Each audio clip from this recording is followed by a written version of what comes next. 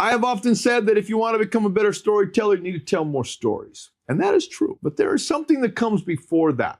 There's a skill that needs to improve before you ever focus on telling more stories. What skill is that, Troy? That skill is curiosity, my friend Brandon, the producer. If you are not curious about the world around you, you will not gather the raw material that meaningful stories require. And we only talk about meaningful stories. Come on, man.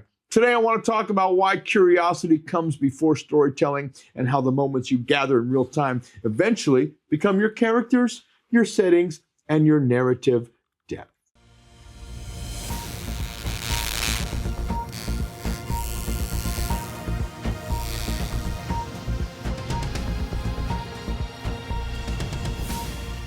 Now, when I say curiosity, I'm not talking about random interest or passive observation. I'm talking about intentional awareness, the ability to notice what most people overlook because they're moving a little too fast. Before you can tell better stories, you have to see the world better, more clearer. I read this stat once, right? True story, that when you're in a bad mood, you lose vision. For real.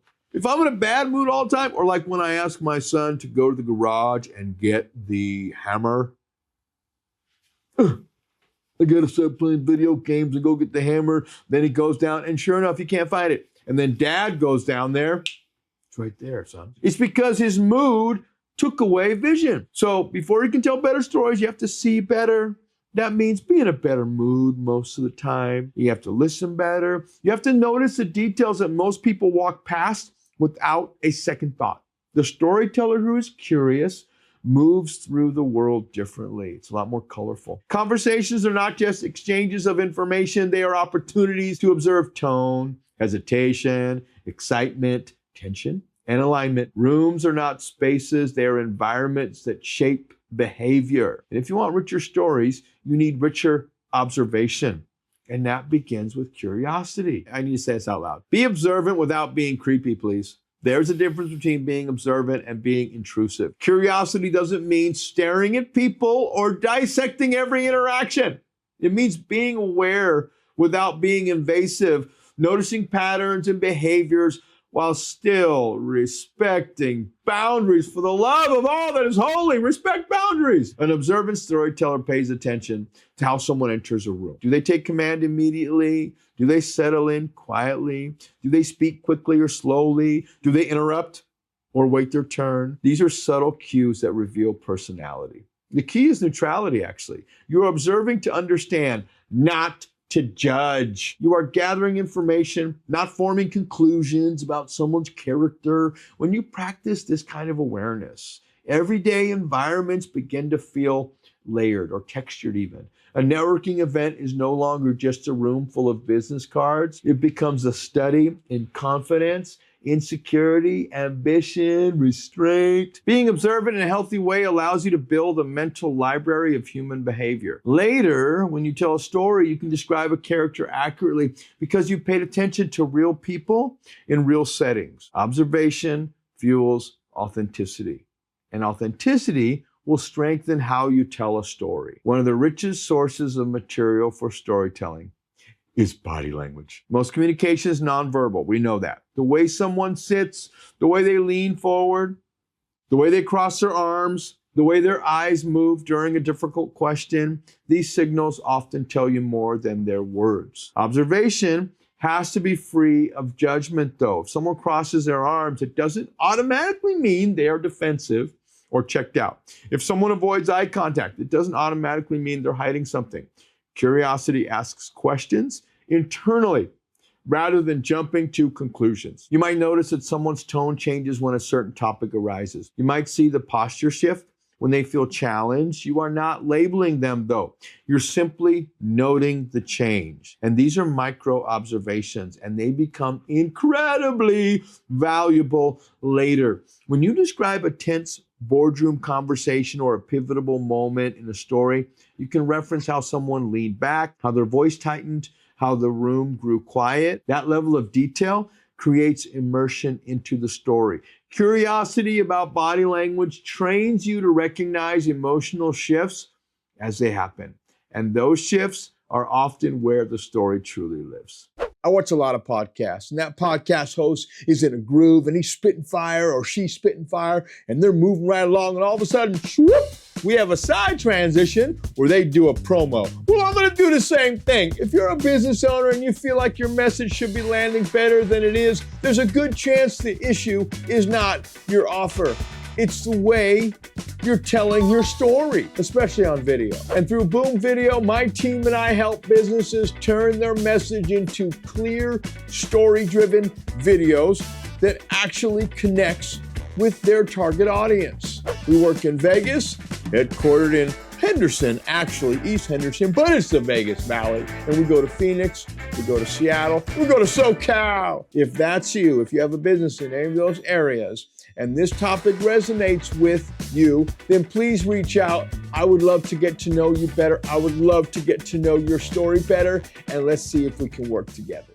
Another overlooked source of story material is in the physical environment. When you walk into an office, what's on the wall? Are there awards displayed? Are there family photos? Are there degrees framed in large, bold fonts? How's their desk? Spotless? Cluttered?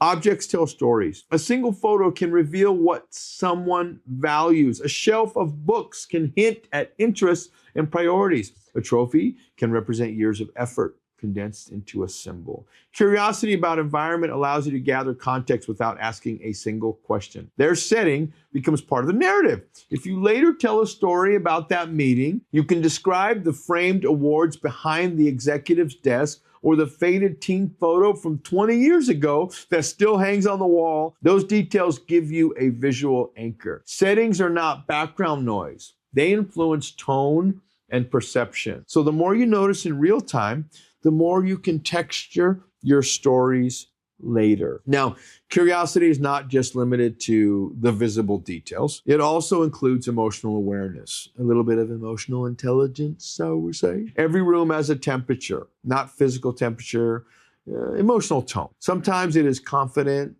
and decisive. Sometimes it is tense and cautious. Sometimes it is distraction and disengagement. I call it the energy in the room. A curious storyteller pays attention to these shifts. When someone makes a bold statement and the room goes quiet, that silence means something. When laughter is forced, that means something. When energy rises unexpectedly, that is a signal. You do not need to analyze it out loud, per se. You simply need to register it in here. These emotional cues often become the turning points in stories. They're moments where something has changed, the atmosphere has shifted. The more aware you are of emotional temperature in real time, the more precisely you can recreate those moments when you tell the story later.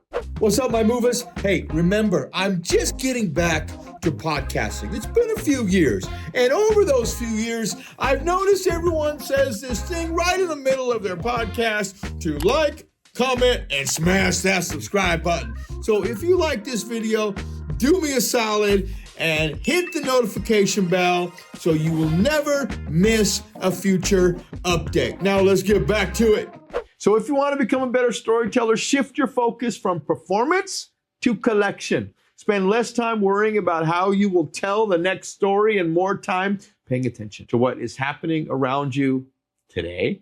Notice people, notice settings, notice emotional shifts, notice the objects that reveal values in history. Over time, these observations, they accumulate, they become characters, locations, and emotional arcs, and they give you options. When you need to illustrate a point, you're not scrambling to invent something. You're drawing from a lived, observed experience. Curiosity, man, it transforms ordinary days into story inventory. The storyteller who gathers well rarely runs out of material. Trust me. Their stories feel grounded because they are grounded. Telling more stories will absolutely make you better. However, seeing more before you speak will make those stories worth telling. I hope you enjoyed this episode. I sure did. Storytelling does not begin when you start speaking. Man, it begins so long before that in how you move through the world and how you relate to the people in front of you. I have a reputation of being a great storyteller. I know two people, Chef Elliot over at Boom Bang, the best storyteller in the world.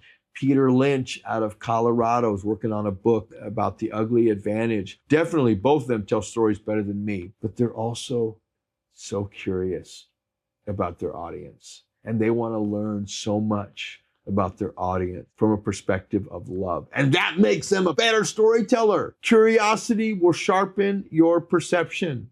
And the perception allows you to notice the detail that eventually becomes the depth in your story. So when you gather well, you rarely struggle for material because you've been paying attention the whole time. If we simplify this even further, it comes down to caring. Chef Elia, Peter Lynch, they care, man. When you genuinely care about the people around you, your senses heighten.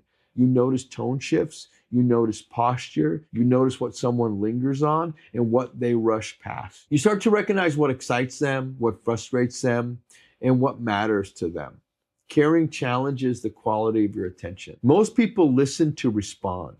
A storyteller listens to understand. So the next time someone tells you a story or even just starts talking about their day, put your phone down. Remove the distraction. Give them your eyes. Give them your full attention. Listen not just for the facts, but for the emotion underneath the facts. Listen for the moments where their voice changes. Listen for what they repeat. We will do another episode on active listening. This isn't really what it's about. For now, start here. Care about others. Care about what they are experiencing and what they're trying to communicate. Because when you care, curiosity flows naturally. And when curiosity becomes a habit, you begin to gather characters, settings, tensions, and turning points without even trying. The storyteller who cares sees more. And the storyteller who sees more has something worth saying. We move it.